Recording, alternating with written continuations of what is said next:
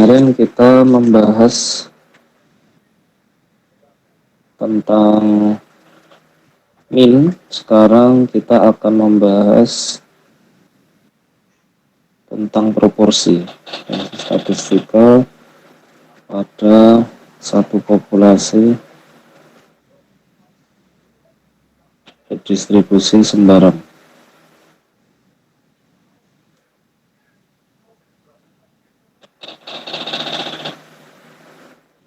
Nah, di sini inferensi statistika itu kan ada min, ada proporsi, kemudian ada standar deviasi atau variansi, dan ukuran-ukuran yang lain. Kemudian selama di sini jumlah N-nya besar, jadi ini populasinya berdistribusi sembarang, berdistribusi apapun. Selama jumlah sampelnya besar,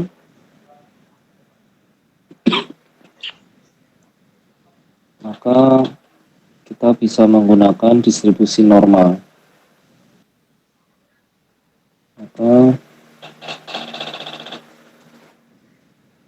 min, proporsi itu berdistribusi, dan ukuran-ukuran yang lain itu berdistribusi, variabel randomnya berdistribusi normal, variabel randomnya berdistribusi normal. Contohnya yang kemarin distribusi normalnya Z. Kemudian untuk min itu rumusnya seperti ini. Rata sampel dikurangi rata populasi dibagi standar deviasi dibagi akar N. Nah, ini nanti akan berdistribusi normal standar. Demikian pula dengan dengan proporsi. Proporsi juga seperti ini. Jadi proporsi sampel dikurangi proporsi dari populasi dibagi dengan akar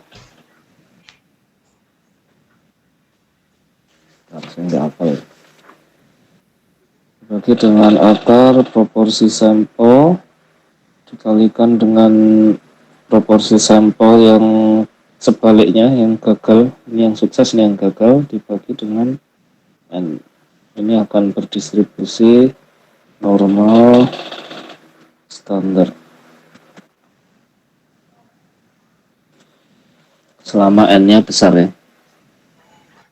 Jadi P itu adalah proporsi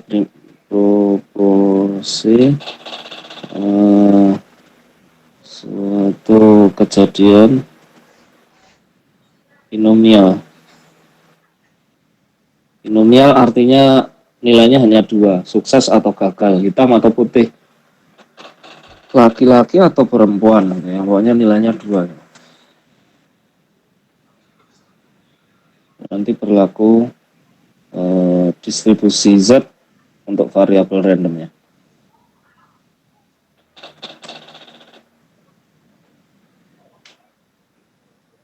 Misalnya untuk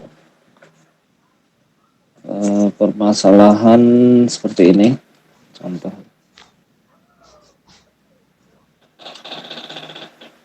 contohnya pemerintah kecamatan ingin mengetahui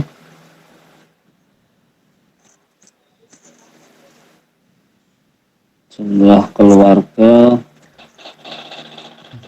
yang memiliki televisi.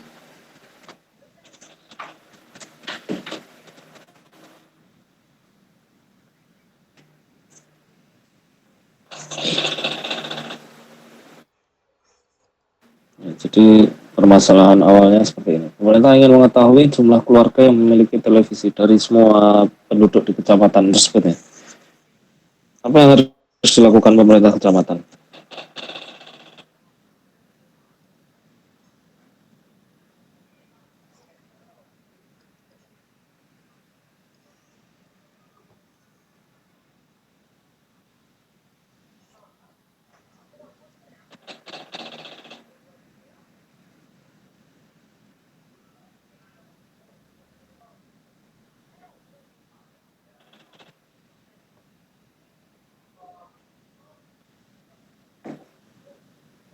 Bagaimana? Apa yang harus dilakukan oleh pihak kecamatan?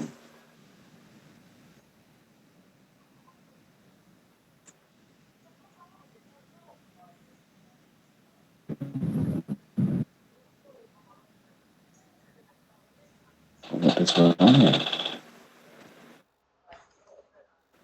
Mbak Silmi, coba dijawab. Apa yang harus dilakukan pihak kecamatan? Untuk mengetahuinya mungkin survei Pak. Survei ke? Ini masing-masing rumah warga yang punya TV. Oke. Jadi melakukan survei ya. Di sini dilakukan berapa banyak ininya respondennya? Mungkin kalau satu rumah, satu desa 100 kali ya Pak, 100 rumah. Oke, kenapa 100 rumah? Jumlah warga biasanya satu desa nggak sih Pak? Gitu. Oh, oke. Ya, oke. Ya, 100 boleh aja. Yudi. Yudi mana Yudi? Tidur Pak. Ya, Mas Yudi, berapa sampel yang harus diambil atau kira-kira berapa?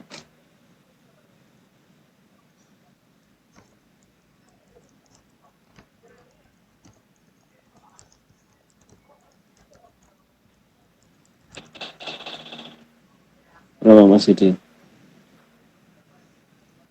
Nggak tahu. Abdul siapa ini?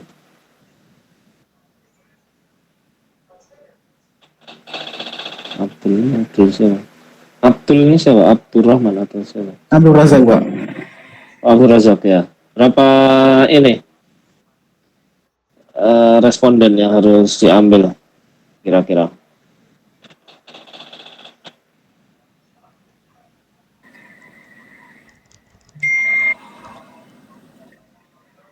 Jawabannya benar ya, mengambil responden survei gitu. Tapi berapa yang harus diambil? Habis 100 nih. Lebih dari 100. Kenapa lebih dari 100?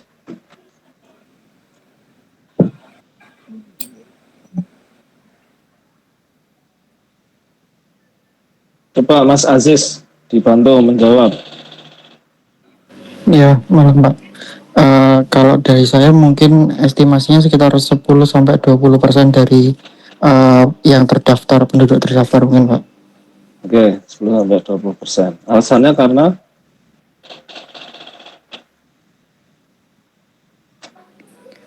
Untuk pemerataan mungkin kalau survei kayak gitu estimasi saya ada berapa desa, dari satu desa itu ada berapa RW atau RT, nanti random diambil rata-rata beberapa misalkan biar pemerataan samplingnya itu Pak. oke, ini alasannya ada yang banyak yang belum masuk nih. Ya nggak apa-apa, 20%, 30%. Mas Sigit, Git, jawab Git. Yang benar Git. Ya Pak. Ya. Alasannya, Loh, enggak, berapa dulu jumlahnya? oh berapa? Kalau dari saya mungkin untuk populasi bisa 20% Pak. 20%. Ya. Oke.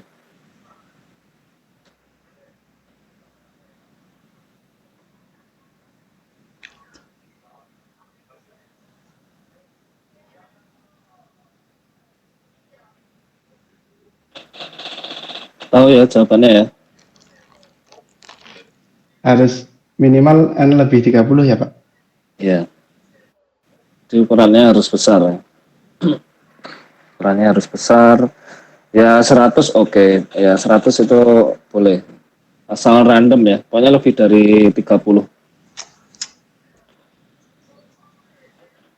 Sebenarnya angka 30 ini bukan angka sakti gitu ya, yang tiba-tiba PIM salah PIM 30. Ya, mungkin 50 juga boleh, lebih besar dari 50 ya, dengan rasio tertentu. Tetapi 30 itu sudah dianggap besar.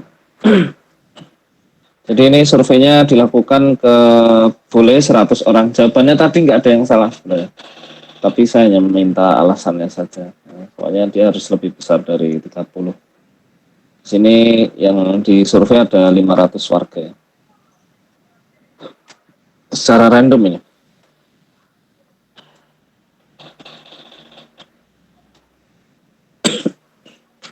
Dan didapat 369 punya TV. Sisanya tidak ya.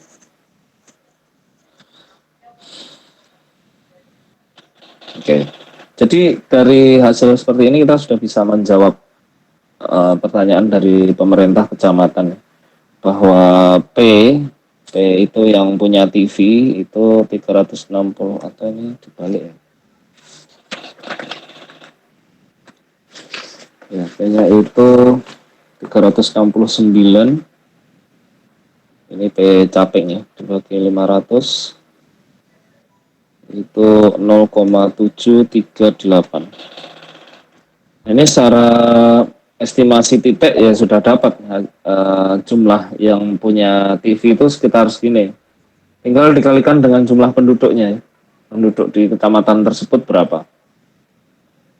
Misalnya penduduknya ada 10.000, berarti ada 7.380 warga yang punya televisi. Tetapi bisa jadi yang dilakukan ini atau survei ini hanya suatu kebetulan saja, sehingga kita perlu melihat intervalnya sebenarnya. Jadi interval kemungkinan jumlah pemilik televisi itu berapa. Tidak hanya satu titik saja, tapi bentuknya interval. Jadi kita bisa membuat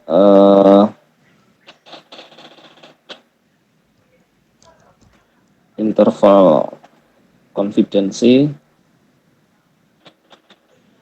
misalnya 95% untuk proporsi warga yang punya televisi.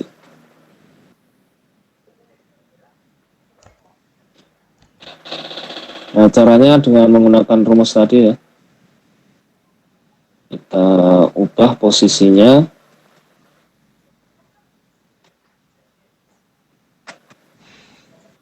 Yang kita cari adalah P ini. Berarti P itu diantara P cap dikurangi Z, interval konfidensi atau level signifikansinya dibagi 2, dikalikan dengan akar P 1 kurang P dibagi N. Di sini karena yang diketahui proporsi dari sampel, maka kita pakai proporsi sampel.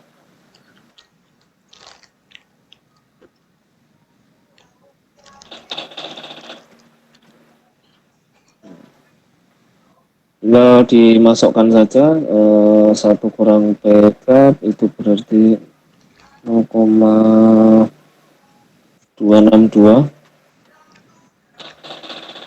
Kemudian Z alfa bagi 2 ini tak lain adalah kita pakai 95%, berarti alfanya 5% ya.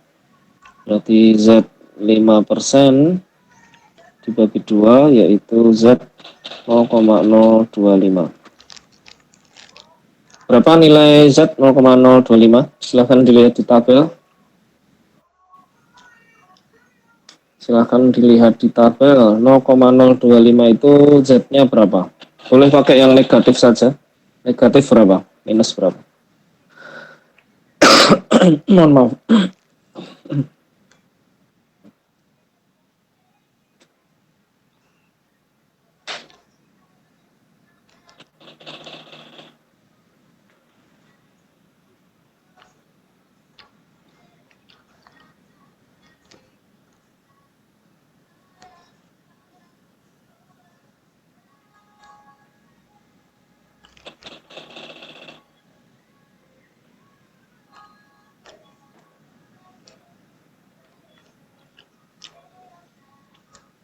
Kadek, kadek, Mas Kadek. Kadek itu bisa Mas atau bisa Mbak? Iya Pak. Oh Mas. Berapa nilai Z-nya? Kalau luasnya 0,025. Sebentar Pak, masih nyari-nyari di tabel ya Pak.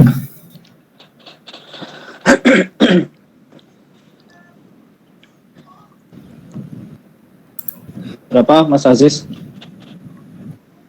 Min 1,96. 1? 1,96. 1,96 ya. Oke. Minus 1,96. Oke ya.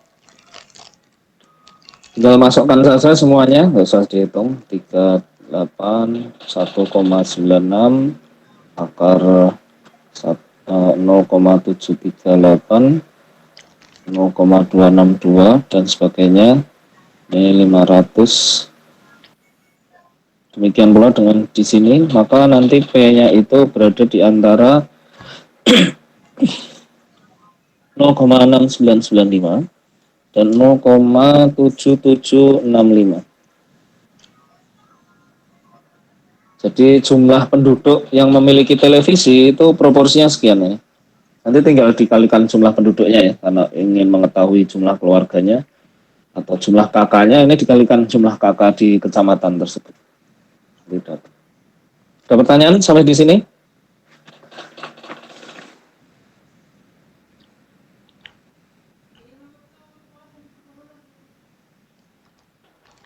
Silakan kalau ada pertanyaan. Sebelum kita masuk ke contoh yang lain.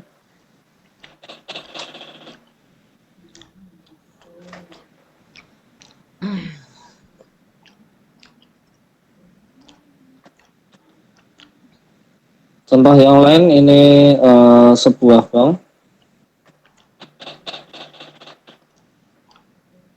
Ingin mengetahui apakah layanannya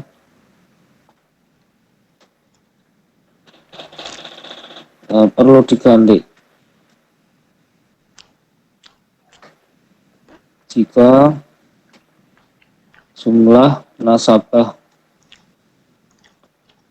tidak puas terhadap layanan banknya lebih besar dari 5%.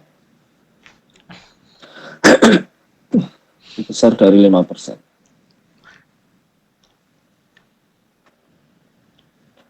Sebuah bank ingin mengetahui apakah layanannya perlu diganti atau tidak ya. Ya, diganti jika jumlah nasabah yang tidak puas itu lebih besar dari 5%. Apa yang dilakukan oleh bank? Survei ya. Jadi banknya melakukan survei terhadap 400 nasabah secara random ya. Didapat 376 nasabah puas. Sisanya tidak puas. Sisanya berarti 24 tidak puas.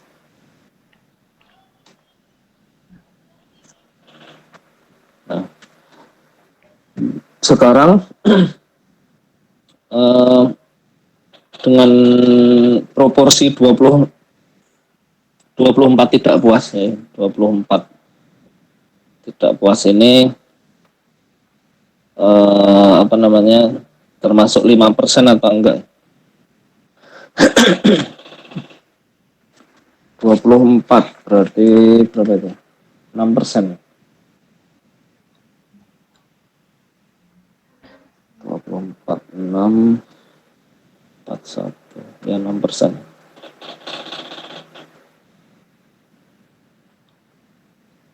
6%.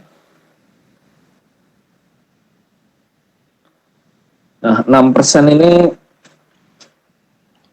kenyataannya jika kita melakukan estimasi titik. yang tidak puas 6%. Kalau dilihat dari sini ya berarti nggak puas, harus diganti nih layanannya gitu. Karena 6%. Tapi jangan-jangan survei yang dilakukan ini kebetulan saja ya dapat 6%. Bisa jadi nanti kita melakukan survei yang lain bisa tidak atau di bawah 5%. Sehingga yang perlu kita lakukan adalah kita menentukan proporsinya ini. Jadi untuk di tengah-tengah ini adalah 5% ya. Yang tidak puas adalah 5% atau Z sama dengan 0. Kemudian kenyataannya adalah dengan survei 6% itu di sini. 6%. Nah, apakah titik ini masih dianggap 5%? Nah, 5%-nya itu ya tentu tidak hanya satu titik saja, tapi dia berupa interval. Sebab untuk mengakomodir faktor kebetulan. Ya. Jadi di sini kita perlu menentukan apakah dia masuk 5% atau enggak. Oh ya, mohon maaf, ini salah ya.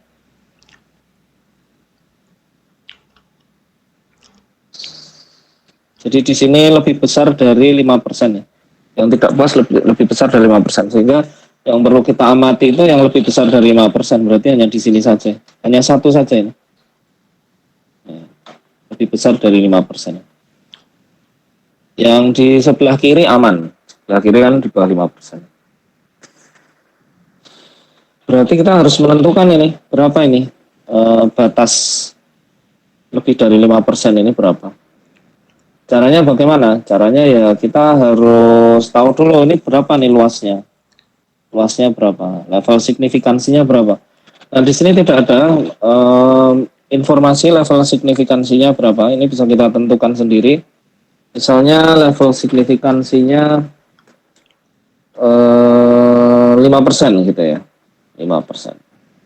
Level signifikannya 5%. Berarti level konfidensinya 95%. Nah, 5% ini dipakai sendiri, tidak perlu dibagi dua karena kita hanya mengamati satu wilayah saja. Nah, berarti kita lihat Z 5% itu berapa. Coba dilihat Z 5% berapa.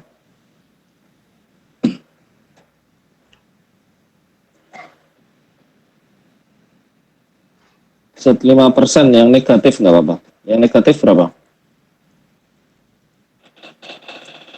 Negatif berapa? 5%. 0,05.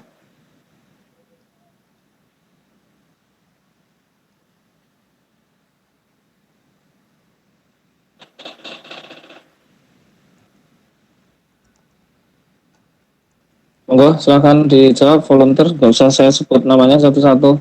Ketemu jawab. Minus 160, Pak. Minus 1,60 1,60 ya. Ya. Ada jawaban yang lain? Minus 1,64 Pak. Ya, minus kalau ingin lebih detail 64 ya. 1,64. Terus di sini ada 5 ya. Karena adanya itu 0,49 sama 51 kan. Di tengah-tengahnya ini 50. Nah, jadi kita pakai 1,64. Nah, terus di tengah-tengahnya kita asumsikan ada 5. Oke, tidak apa-apa. Jadi di sini batasnya itu adalah 1,645. Kita hilangkan negatifnya karena negatif ini yang berada di sisi kiri. Kalau yang sisi kanan 1,645. Nah, kemudian 6% ini Z-nya berapa? Tinggal kita masukkan rumus saja. Z yaitu P saya tulis lagi. Ya, tulis lagi lah. 1 kurang P. Di sini kita P-nya kita pakai yang hati-hati ya. Untuk uji Z atau uji seperti ini bukan untuk mendapatkan interval konfidensi, kita P-nya pakai P dari populasi. Seperti ini ya. Jadi yang dipakai adalah 5%, bukan 6% yang di bawahnya. Kalau ini tetap 6%, Ini 5%. Nah, yang perbedaan dengan yang interval tadi adalah kita di sini di bawah pakai 5%. Jadi ini 95% dibagi 400. Begini ya. Jangan pakai 6% tapi pakai yang 5%. Karena sebenarnya aslinya rumusnya itu begini nih rumusnya. Yang pakai sampel itu kalau proporsi populasinya tidak diketahui. Karena ini proporsi populasinya tadi tidak diketahui ya di sini. Ini proporsi yang punya televisi dari semua warga di kecamatan kan tidak diketahui. Yang diketahui hanya proporsi sampel saja. Berarti kita pakai ini, ini pakai sampel, pakai proporsi sampel. Kalau diketahui proporsi populasi, pakai proporsi populasi. Kalau tidak ketahui, pakai proporsi sampel, asalkan jumlah sampelnya besar. Kalau jumlah sampelnya kecil, nggak cocok.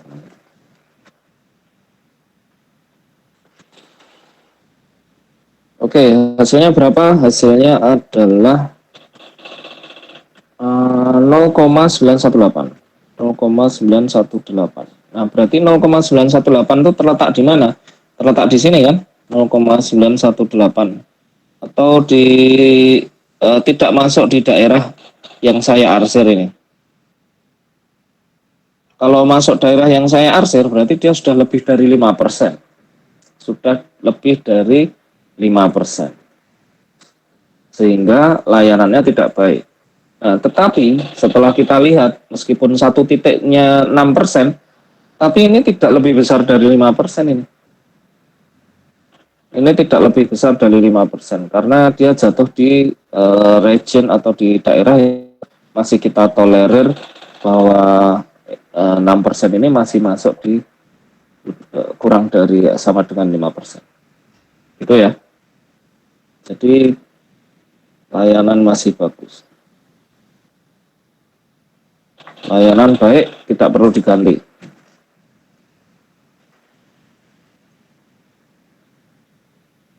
Ada pertanyaan sampai di sini?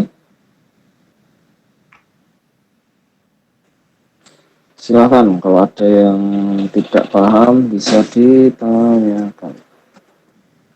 Bertanya Pak, itu Oke, silakan. berarti 0,918 itu kita ukurnya berdasarkan yang 1,645 kah Pak?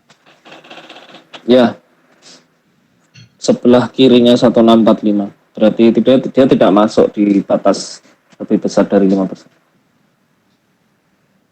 Oh iya Pak, baik.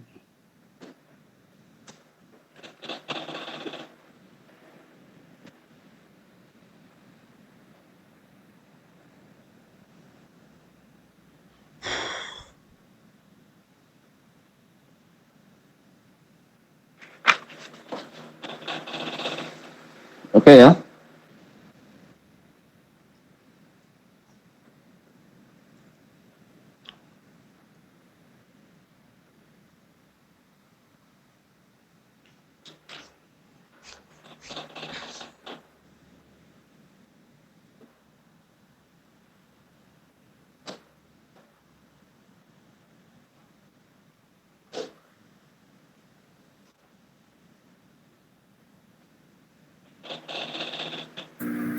Oke, sebentar. Teman-teman, silakan ini mikir dulu. Apa namanya? Menggrasp,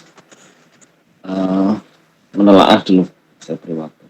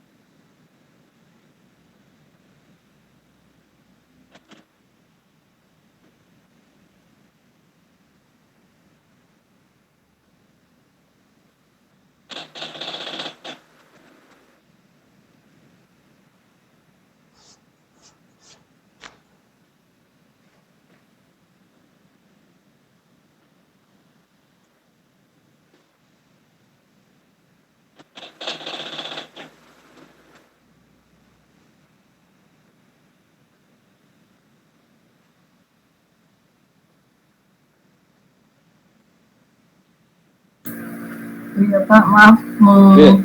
tanya Pak, untuk yang tadi yang bagian Z tabel itu Hmm?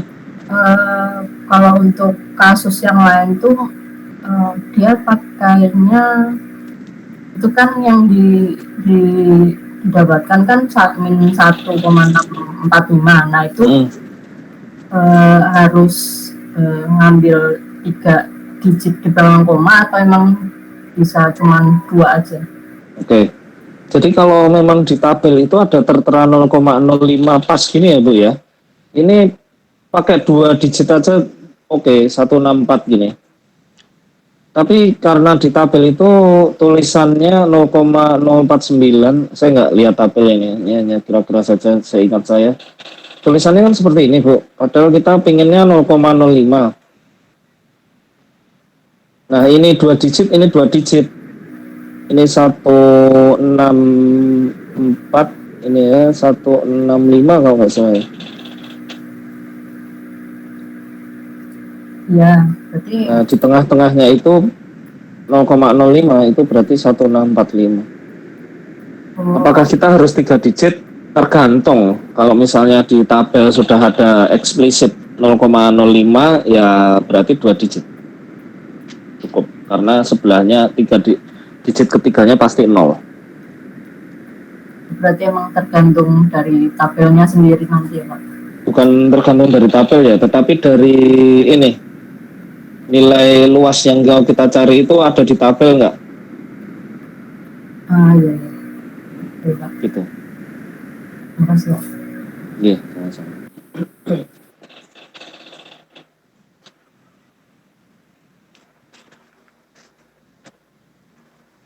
Pak izin bertanya Pak. Iya.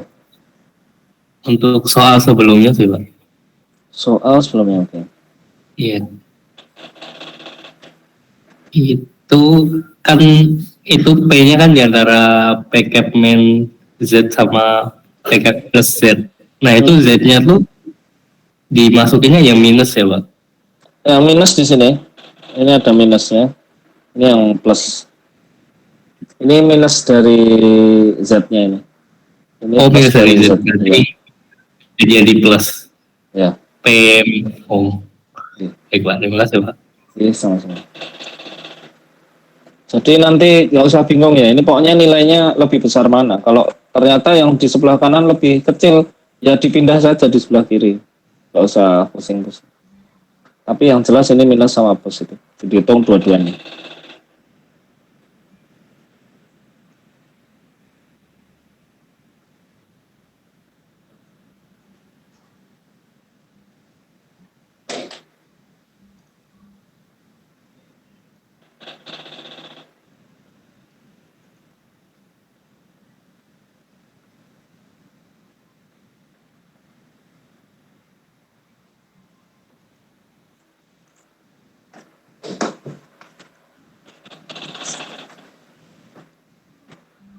Oke ya, kita lanjutkan.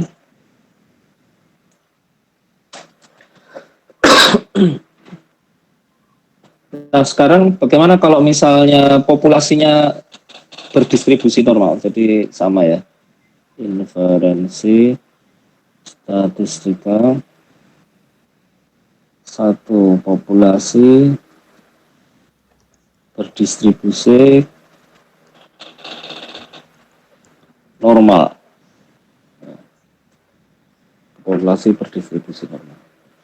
Nah di sini kelebihan atau perbedaannya adalah di distribusinya ya, dia normal. Loh tahunnya normal sama sembarang bagaimana Pak? Kalau tadi kan distribusi sembarang ya, ini normal. Kan populasinya nggak diketahui, bagaimana kita bisa mengetahui distribusinya normal atau tidak? Itu kan kalau tahu populasi ya ngapain kita harus survei? Kalau tahu populasi ya nilai populasinya itu yang kita pakai, karena memang yang tujuan utamanya itu kan memang ukuran populasi. Nah, jadi di sini ini asumsi ya. Berdasarkan asumsi. Jadi kalau kita asumsikan bahwa populasinya berdistribusi normal, ya kita bisa pakai ini, bahasan yang akan kita bahas. Kalau kita berasumsi bahwa distribusinya sembarang, ya kita pakai yang tadi. Nah, di sini yang kita akan bahas inferensinya min inferensi mean dan inferensi variansi atau standar deviasi. Kalau variansi itu ada kuadratnya ini. Kalau tidak ada kuadratnya berarti standar deviasi.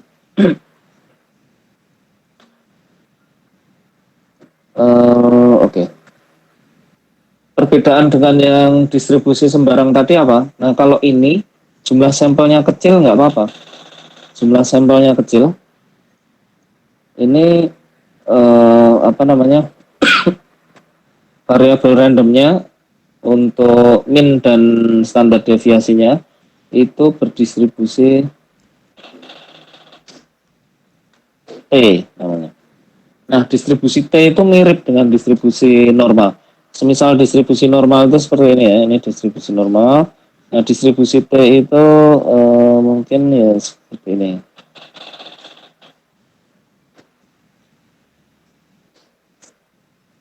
Sorry, ini distribusi T itu seperti ini.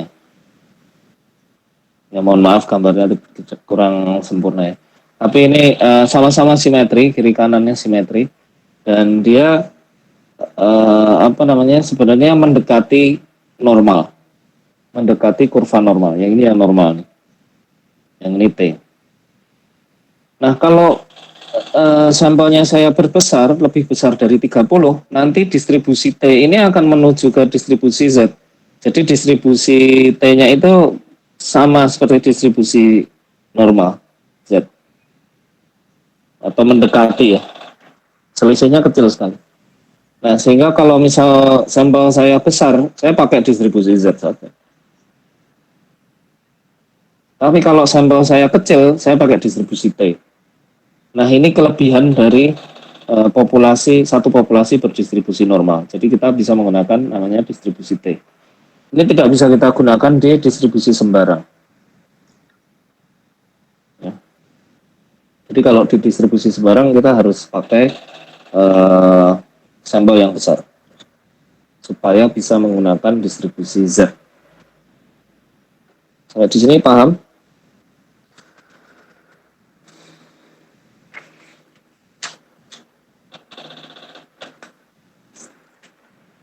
Nah,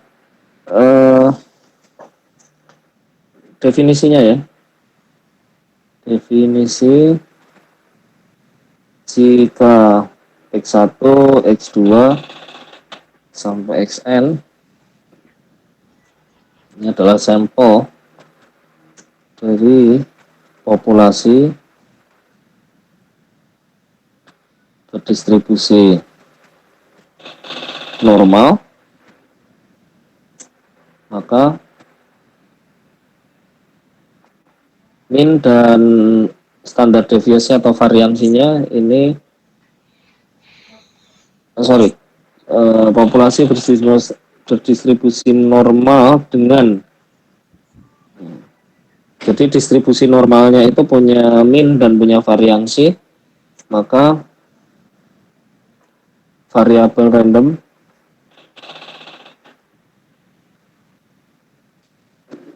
Z sama dengan mean dari sampel, mean dari populasi dibagi standar deviasi dari populasi dibagi akar N, seperti ini, akan berdistribusi normal.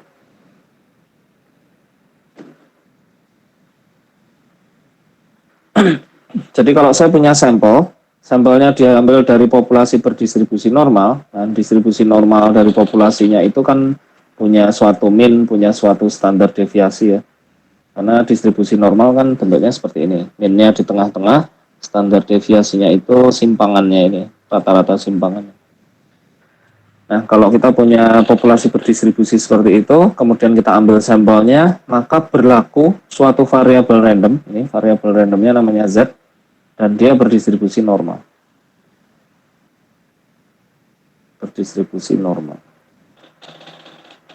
Loh Pak, ini kan Z Pak, ya ini tadi saya pinjam gambarnya ini aja, tapi sebenarnya populasi berdistribusi normal itu ya bentuk fungsinya seperti ini, mirip dengan distribusi Z.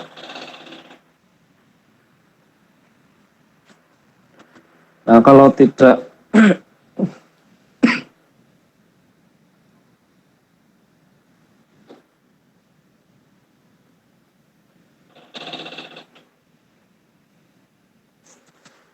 Jika variansinya tidak diketahui atau standar deviasinya tidak diketahui, maka Z-nya itu bisa didekati dengan variansi atau standar deviasi dari sampel dibagi akar N seperti ini. Dan dia akan mendekati distribusi T dengan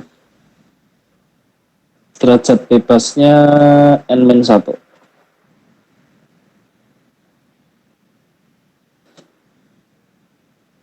Ya.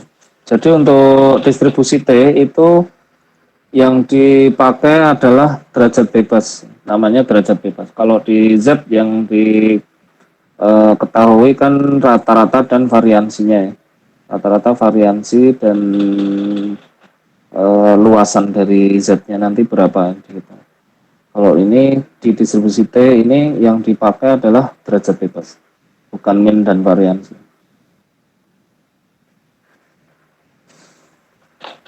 Bentuk bentuk distribusinya mirip ya antara distribusi T dengan distribusi standar, normal standar, mirip ya. Nah ini asal atau jika ya. Jika N-nya kecil, N-nya kurang dari 30.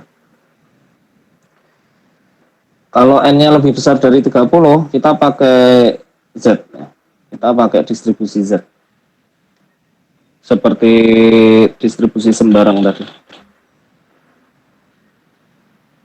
Kenapa pakai distribusi Z? Karena distribusi T ini tadi yang saya gambar, kalau degree of freedom-nya ini saya naikkan, semakin naik itu untuk distribusi T ini akan sama dengan distribusi Z, mendekati ya. Sehingga kita pakai distribusi Z saja, nggak usah pakai distribusi T. Oh ya, di sini T ya, mohon maaf, ini T ini bukan Z.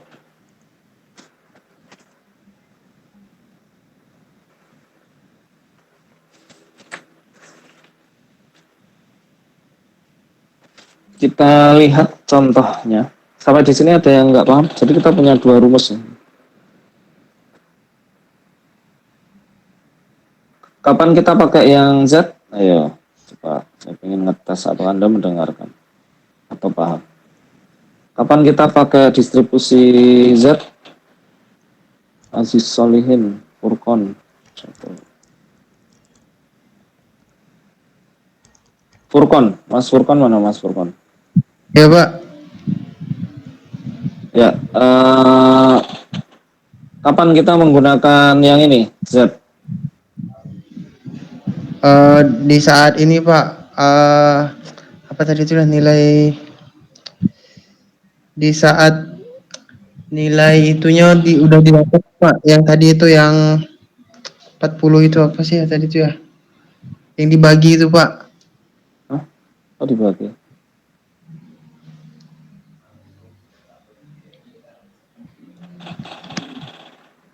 Nggak ada 40 di sini.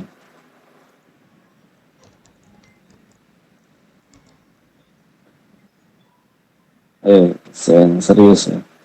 Meskipun sudah malam. Silvanus.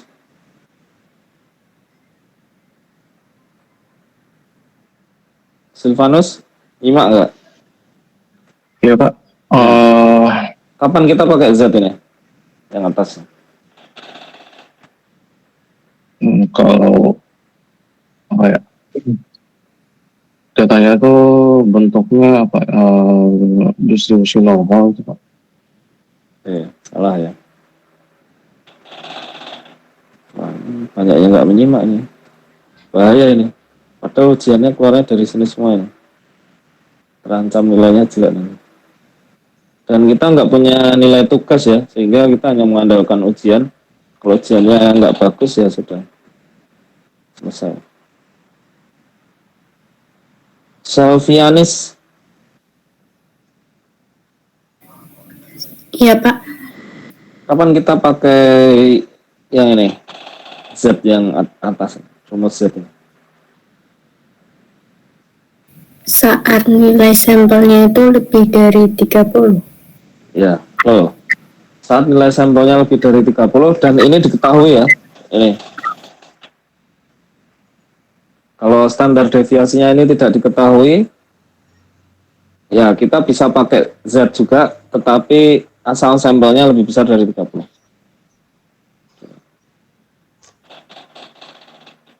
Ya, ini ya. Asal N-nya lebih besar dari 30. Oke, sudah benar. Kita lihat contohnya.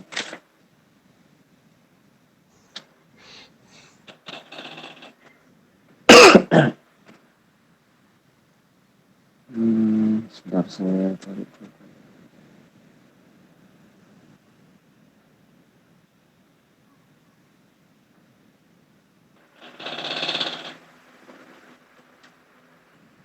Perusahaan logam ingin mengetahui kekuatan logam yang diproduksinya ya.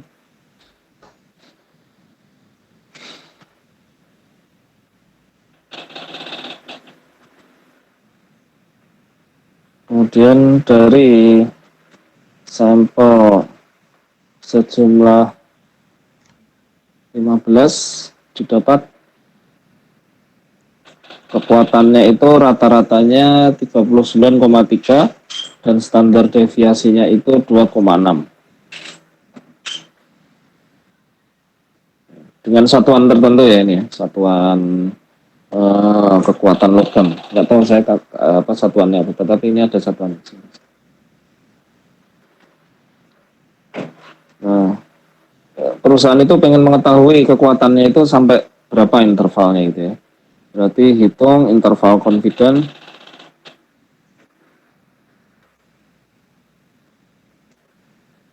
%90 untuk kekuatan min. Untuk min kekuatan logam.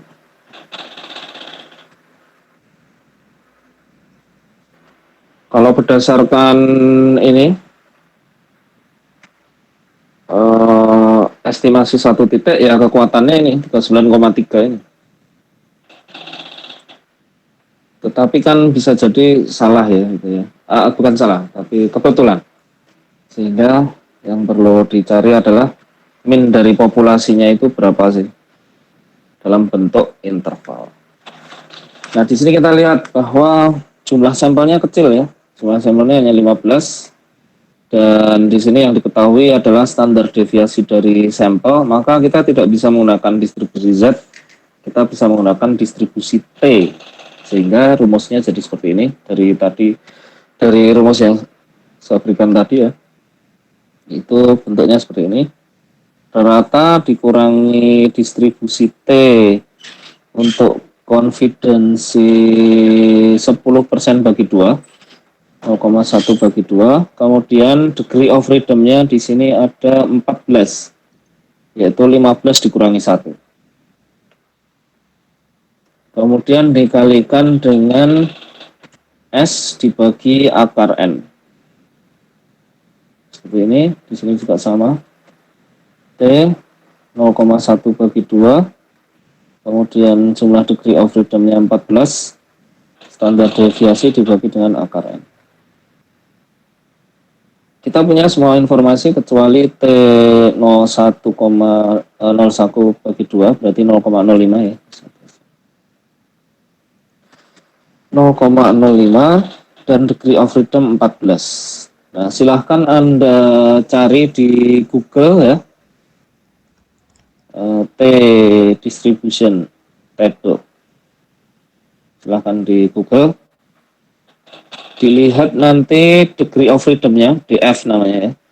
DF-nya itu 14, kemudian di sini alfanya itu yang 0,05. Two tails. Kenapa two tails? Karena di sini 0,1 sebenarnya. Level signifikansinya kan 10% ya, 0,1. Terus dibagi 2, berarti kita punya 2 tails, 2 ekor. IT gitu ya. Nah, terus kita cari di sini 0,05, ini juga 0,05, ini 90%. Nah sebenarnya 0,05 ini didapat dari sisa dari 90% ke 100% ya, 10%. Nah kalau yang tadi ini ya yang ini one tail, satu ekor saja, karena yang kita arsir hanya satu bagian saja, karena kita memang mencari yang lebih besar dari 5%. Nah kalau yang sama dengan atau level confidence, interval confidence seperti ini, kita punya dua yang kita arsir, yang tidak atau yang masuk ke dalam interval ini. Yang tidak masuk ke dalam interval ini ada dua, bagian yang negatif sama bagian yang positif, namanya two tails, dua ekor kiri dan ekor kanan. Silahkan dilihat di T distribution table, kemudian lihat yang degree freedomnya 14, kemudian two tails alfanya 0,05, T-nya berapa? Nilai T-nya berapa? 2,145 Pak. Bentar, tak cek ya. 2, berapa mas? 145. 2,45. Oke. Sebentar, saya cek dulu ya. Details.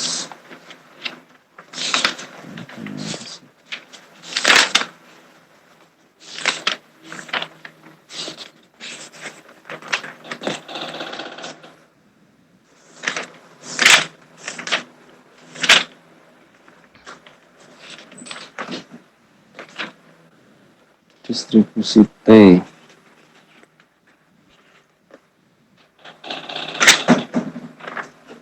-14, 0,05 bukan loh, enggak ada tutorsnya ya, jadi cuman alpha saja ya,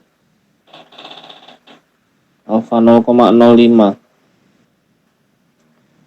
enggak ada tutorsnya. Tutors itu kayaknya di distribusi chi-square. Yang alfanya 0,05 berapa? 14, 0,05. Jawabannya 1 berapa? 1,761. Ya, 1,761 ya. 1,761. Jawabannya 1,761. Tidak ada tutels ternyata. Itu untuk distribusi chi-square yang ada tutels. Ada tel-telan itu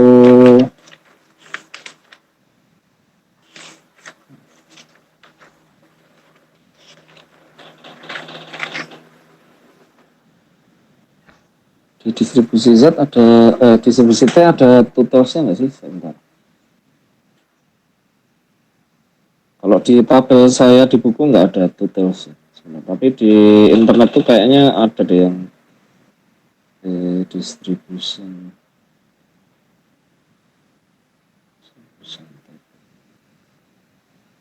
Kayaknya ada yang pakai tels. Oh ya kan, ada telsnya.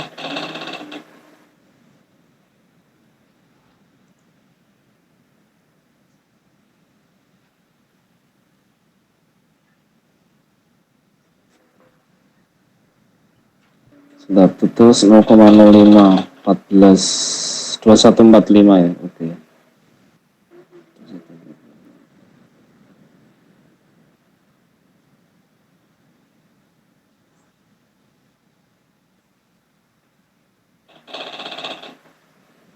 Oke, mohon maaf ya. Jadi tadi itu saya salah ngasih instruksi. Yang 0,05 ini yang one tail. Tapi kalau kita mau two tails berarti 0,1.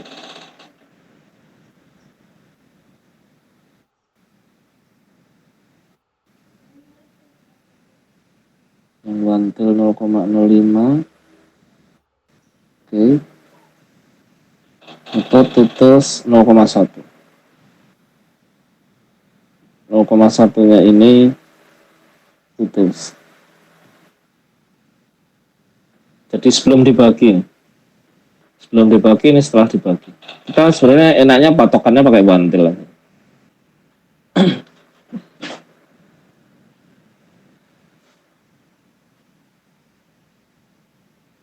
Oh, atau teman-teman bisa ngelihat di bawah ya. Di bawah itu biasanya ada confidence level ya. Nah, confidence level 90%. Di tabel bagian bawah, di baris paling bawah itu ada confidence level. Kalau yang ada ya, kalau yang tidak ada itu. Memang di distribusi T ini ada dua jenis, mau one tail atau two tails. Kita perlu pahami bahwa yang two tails ini belum dibagi dua. Untuk one tails kita sudah dibagi dua. Jawabannya 1761. Nah, ini tinggal kita masukkan saja ke dalam rumus. Kita dapatkan bahwa kekuatan logamnya itu antara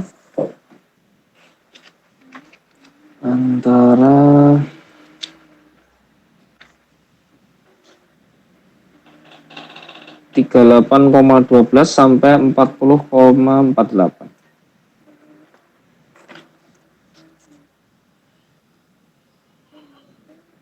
Gitu ya.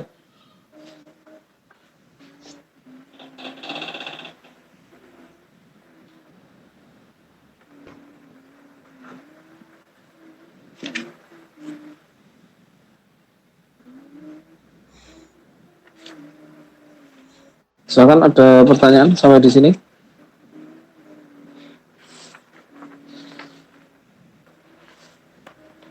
Pak, boleh tolong dijelaskan lebih soal degree of freedom, Pak? Oke. Degree of freedom itu jumlah sampel ya dikurangi 1, Mas. Jadi degree of freedom itu ini ya. Degree of freedom itu adalah jumlah sampel dikurangi 1. Ya, gitu aja nih. Jumlah sampelnya kurang 1. Nah, untuk menggunakan distribusi T itu biasanya degree of freedom-nya itu di bawah 30.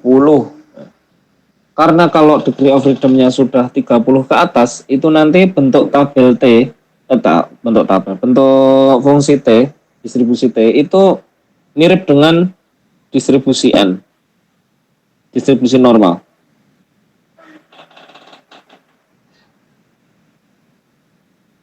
Gimana? Masih nggak jelas? Oh iya Pak, jelas Pak. Karena kalau di atas 30 nanti pakainya rumus yang Z tadi Z, Pak ya. pakai Z. Tuh.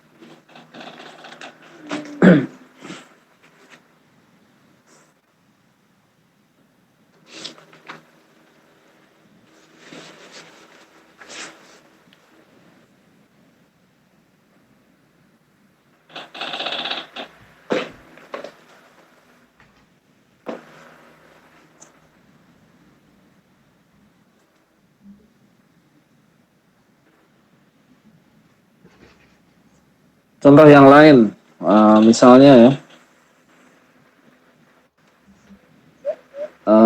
peneliti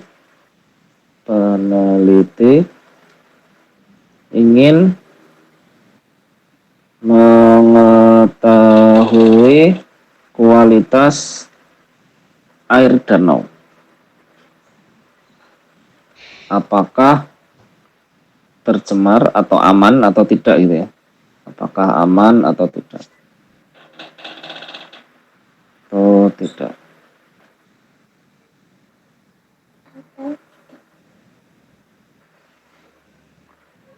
Aman jika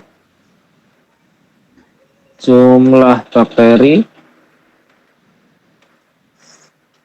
per unit volume 200 bakteri per volume. Per unit volume. Ya, ini volumenya kecil ya, bisa mililiter gitu atau mikroliter. Ada 200 bakteri. Diambil sampel sebanyak 10 titik. dan didapat rata-ratanya itu 194,8 bakteri dan standar deviasinya 13,14 bakteri per unit volume. Nah, jadi ini mepet kan ini. 194 tuh mepet dengan 200. Sebenarnya kalau estimasi titik ya ini masih aman. Air danaunya masih bagus karena di bawah 200. Tapi apakah 194 itu sebenarnya masih dikatakan aman? Tapi ini sebenarnya harusnya lebih dari 200. Unit volume lebih besar ya ini ya. Mohon maaf, ini saya tambah ini lebih besar dari 200. Aman dikatakan jika per unit volume kurang dari 200.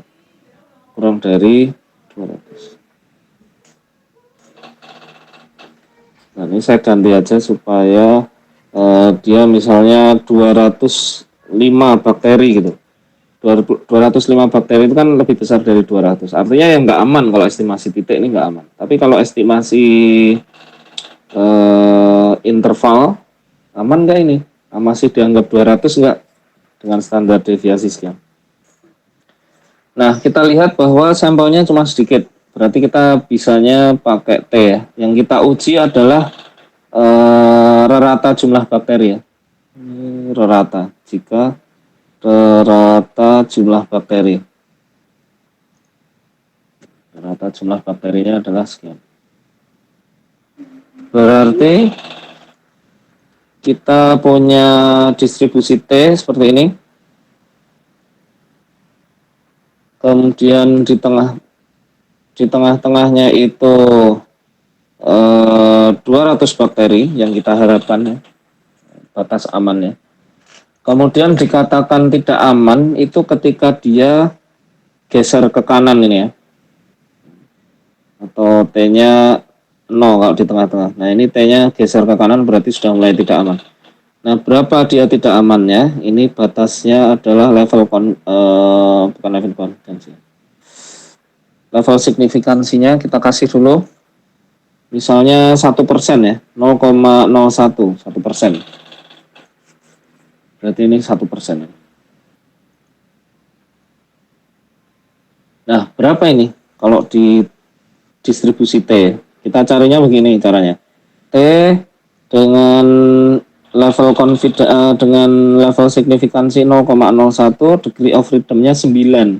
Karena sampel kita hanya 10. 10 kurang 1 kan 9. Coba dicari di ini one tail ya. One tail 1%. One tail 1%. Coba dicari. Itu 1%, degree of freedom-nya 9. Berapa?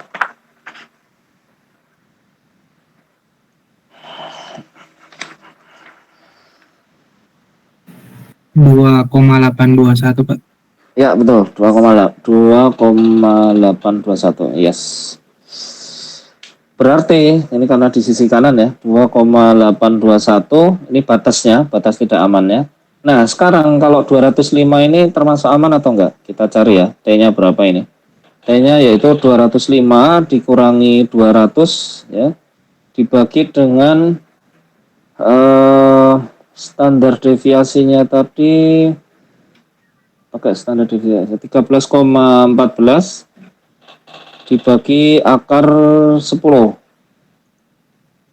Ini 5 ya. 5 dibagi 13,14 akar 10. Sebentar, saya hitung. Karena ini beda dengan yang di buku, saya belum punya hitungannya, saya hitung dulu di kalkulator. 13,14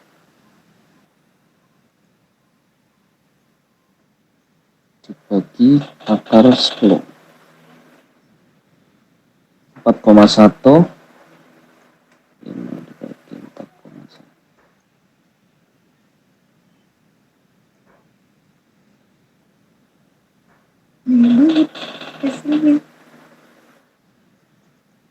Lima dibagi 4,15. 1,20. 1,20.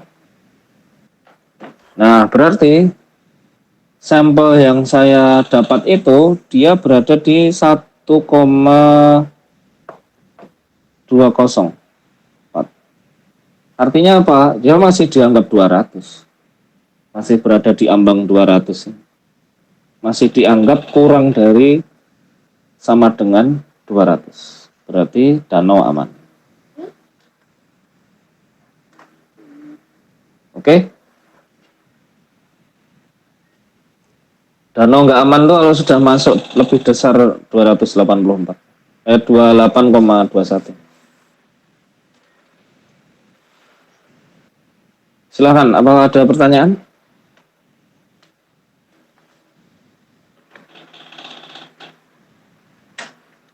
Ada yang tidak paham? Boleh ditanyakan. Izin bertanya, Pak. Ya, silakan. Ini kalau rata-ratanya itu kurang dari rata-rata sampel kurang dari rata-rata yang diharapkan itu kan jadi minus ya, Pak. Itu nanti T-nya gimana? Ya pasti danau aman berarti. Karena dia berada di sini ya. Dia berada di sini dan jauh dari daerah arsiran ini. Ya, artinya aman air danaunya. Oke. Terima kasih, Pak. Yes, sama-sama. Tapi Pak, pertanyaan lagi menyambung yang tadi, apakah ada kemungkinan di kasus itu misalnya jumlah bakteri ratanya itu kalau dianggap aman itu di antara ya. Pak, ini kan kurang dari 200 atau lebih dari berapa gitu. Tapi kalau di antara itu ada kemungkinan nggak Pak? Di antara ya. Kan jumlah bakteri aman itu nggak bisa di antara ya. Jumlah dikatakan aman itu tidak bisa di antara, kecuali suhu tubuh misalnya. Terlalu dingin nggak bagus, terlalu panas nggak bagus. Nah, itu bisa di antara. Kalau misalnya di antara seperti itu, berarti kita melakukan seperti ini 2 kali, Mas. Batas minimum dan batas maksimum kita ambil sama dengan batas minimum sama dengan batas maksimum. Jadi 2 kali ini dicari kesimpulannya. Dua-duanya harus masuk di daerah yang tidak diarsir. Jadi kalau di antara ya, berarti kita melakukan distribusi T untuk suhu tubuh misalnya normal 37. Kemudian kita melakukan lagi suhu tubuh misalnya 35. 2 kali seperti ini.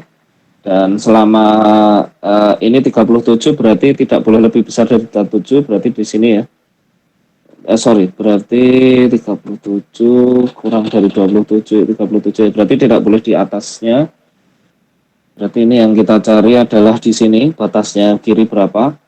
Kemudian yang percobaan selanjutnya kita cari yang sebelah kiri, tidak boleh terlalu dingin, hipotermia, hypertermia. 2 kali seperti ini, dan dua-duanya harus masuk di yang tidak diarsir ya.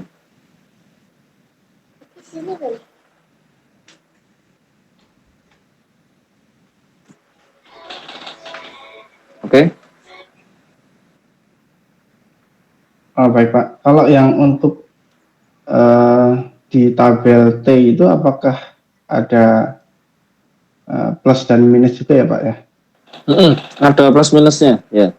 Sama seperti tabel Z. Jadi yang kebanyakan kita lihat itu T satu sisi saja. Tapi sebenarnya ada plus minusnya. Ya, ini yang minus nih. Ini minusnya.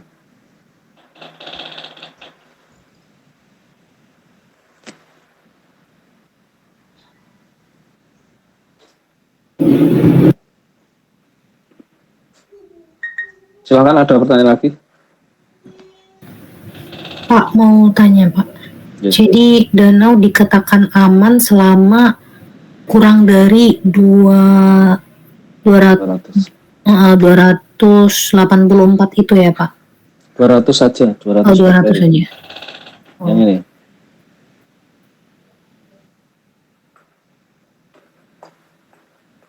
T-nya 0.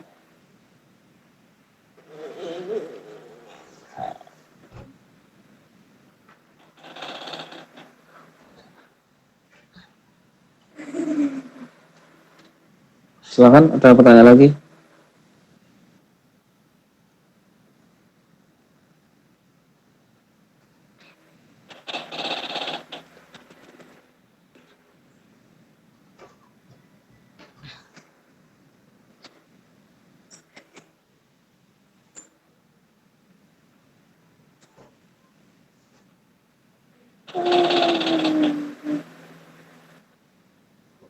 Oke ya. Baik, kalau tidak ada pertanyaan, kita cukupkan sekian saja. Besok kita lanjutkan satu materi lagi. Karena harusnya kita sampai 9:30, tapi karena kalau malam itu sudah di atas jam 9 sudah sulit diajak kompromi matanya. Kita ketemu lagi besok malam sama jam 7:30 dan insya Allah pertemuan terakhir. Kita akan membahas satu lagi. Saya harapkan bisa selesai besok, insya Allah. Oke, terima kasih atas perhatiannya. Dan sampai jumpa besok malam, insya Allah. Terima kasih. Assalamualaikum warahmatullahi wabarakatuh. Terima kasih Pak. Sama-sama. Terima kasih Pak.